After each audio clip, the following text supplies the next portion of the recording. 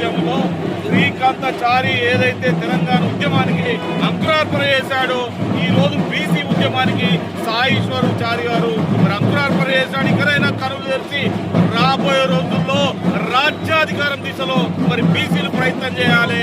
ఈ దళిత వర్గాలు మిగతా బీసీ వర్గాలన్నీ కూడా ఏకమై అప్పగా ఏదైతే రాజ్య పాలన చేస్తుందో ఆ రాజ్యాన్ని దించాలంటే బీసీలు ఎస్సీ ఎస్టీ మైనార్టీ వర్గాలందరూ కూడా ఏకపంచాయికి రావాల్సిన అవసరం ఉన్నది.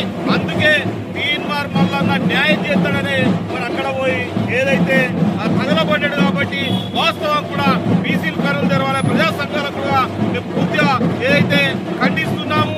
ఈ మరణాన్ని ఇప్పటి వరకు ప్రభుత్వం పట్టించుకోకపోవడం ద్వారా ఏదైతే దయనీయ స్థితిని మరి గ్రహించి వారికి ఎక్స్గ్రేస్ వెంటనే ప్రకటించాలని ప్రజా సంఘాల జేఏసీ పక్షాన డిమాండ్ చేస్తున్నాం.